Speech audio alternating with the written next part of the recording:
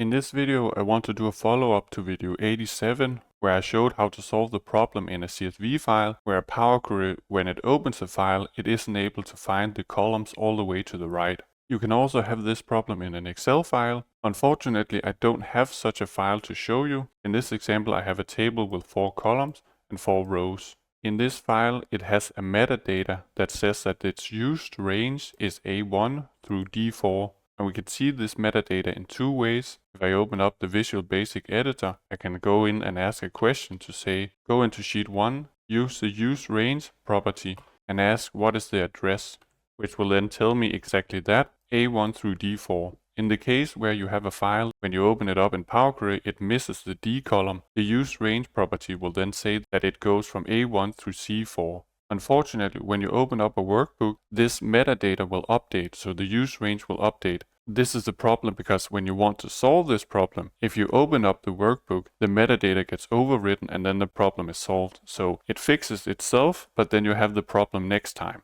The way you can check the metadata without actually opening the file is if I just make a copy here, and then up here in this top bar, I can go into view and I say file name extensions. I have to turn that on because I can then change the file extension to be a zip file and then say yes. Now it's a zip file. I open it, I go into Excel, I go into worksheets, and then I only have this sheet 1. So I can then open this, and this is an XML file, which I actually already opened.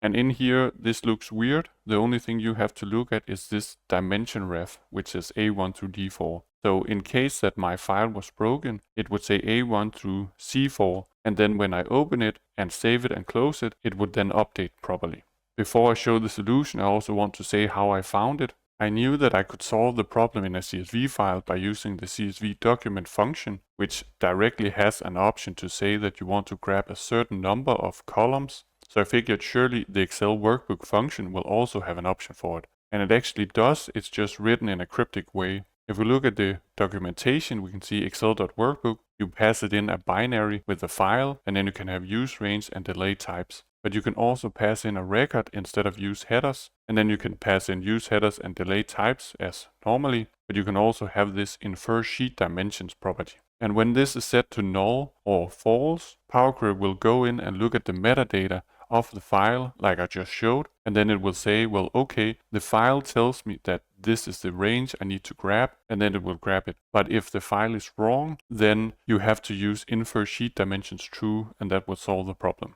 So the way you write it, that isn't written here, but if you Google the words Power Query InferSheetDimensions, you will get this page under the Microsoft Learn page called Power Query Connectors Excel. And you can see down here missing or incomplete Excel data. This is also how I figured out how you can check the metadata using a zip file by converting the file into a zip file and then opening it up. And you can see this dimension reference. And then it will suggest 3 methods to solve it. The first is to manually open, save and close a file, because that overwrites the wrong dimensions. But this means you have to do this every single time you update the file, which is cumbersome, and I'd rather not do that. The second option is that whatever method you're using to generate the file is broken, so you need to fix that, and I don't know why that would break, so I can't solve that. And lastly, it has the suggestion that I'll show, which is the InferSheetDimensions option. So all you have to do is to write the file like normal. This will give you a binary, and then you pass in the square brackets. And in this case, you'd only have to write InferSheetDimensions-true. So if I open up this Excel file I just made,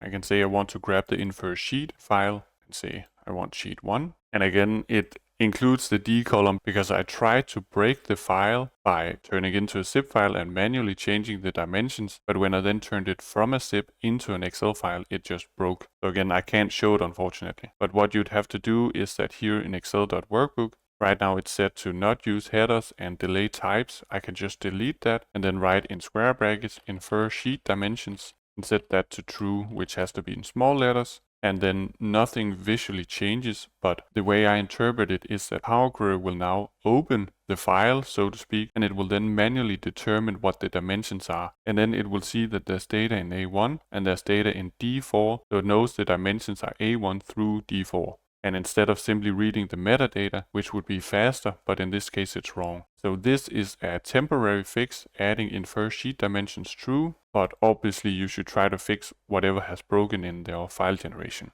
And that was everything. So